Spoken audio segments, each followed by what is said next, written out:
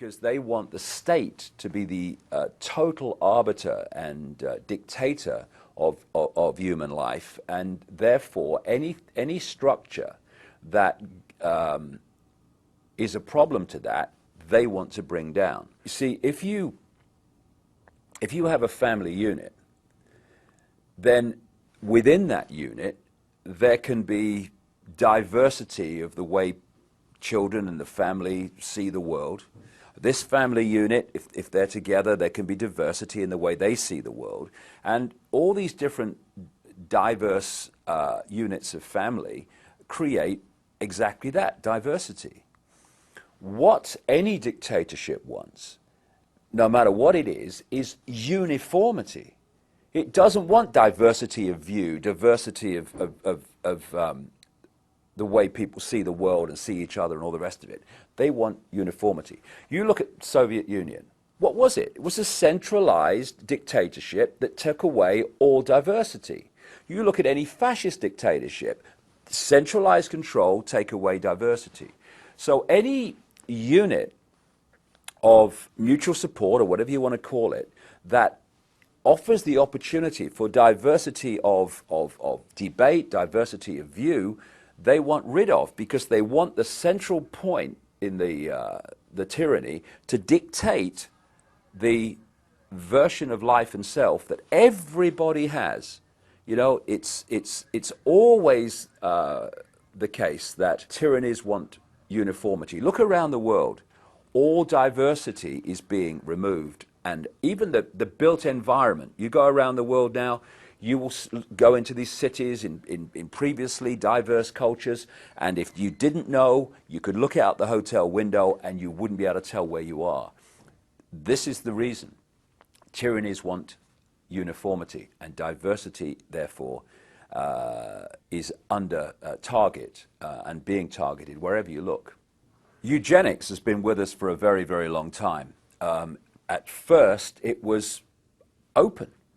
Of course, you had eugenics courts in America, etc., that were dictating that certain children or families, certain, according to the authorities, IQs, etc., disablement, they were to be stopped from having children.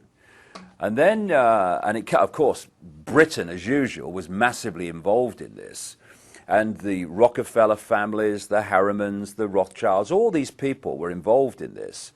And then along came Adolf Hitler and the Nazis, which gave a very bad name to the term eugenics. So what did they do after that?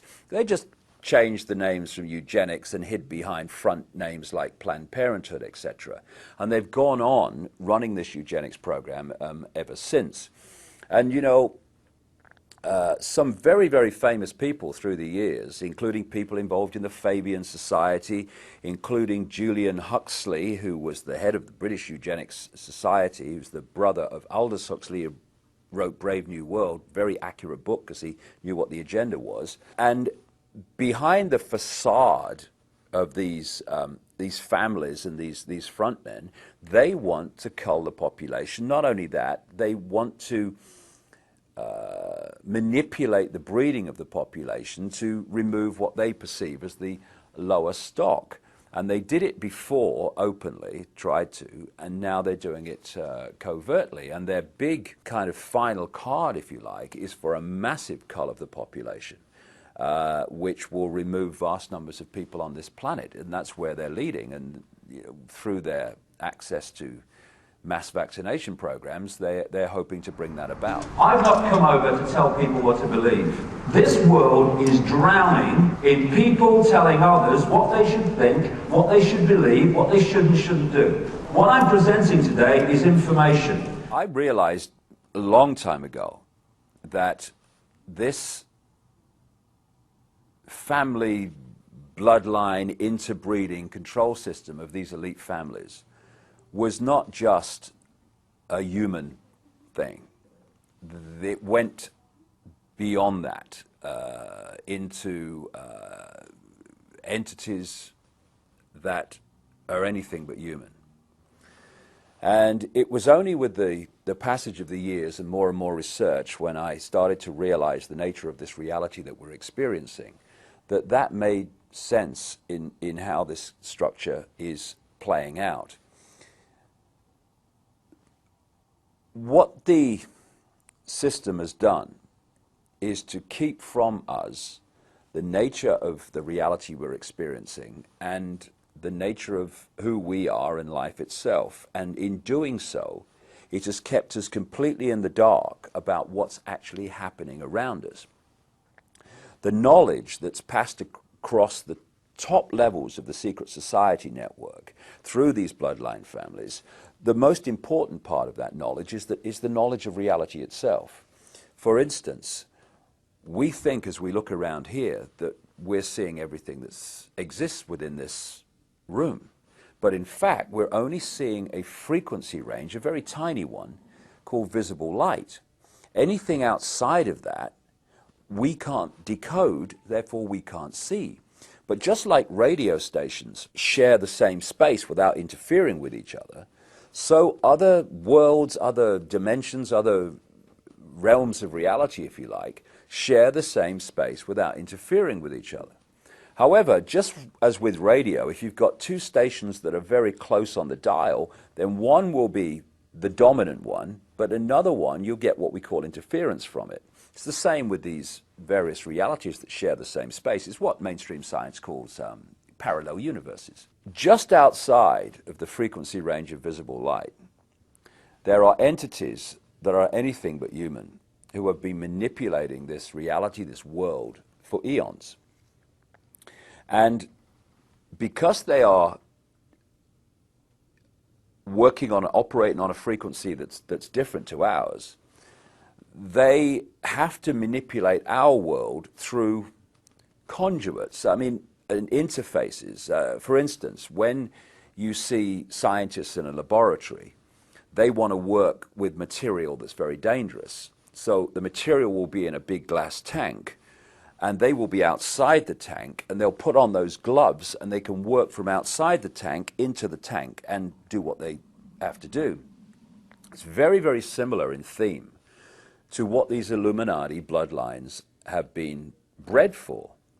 They are bred to be the vehicles within visible light, this world that we experience, of these entities.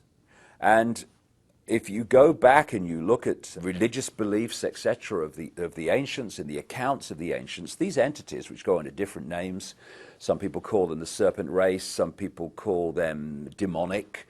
In the Islamic culture, they call them jinns, all different names, but the same entities. The bloodlines are interbreeding incessantly and have been right back to ancient Babylon and Sumer and Egypt, etc., and beyond, because they are holding a certain genetic code which allows the possession, another ancient common theme from as far back as you can track right to today, a genetic code which allows these entities to possess these particular bloodline families within the reality that we experience, and these families are therefore simply vehicles of these demonic entities. You research any of these families, be it the Rothschilds, the Rockefellers, Greenspan, Alan Greenspan, any of these people, you will go eventually into black magic, blood-drinking human sacrifice rituals where they make sacrifices to the gods.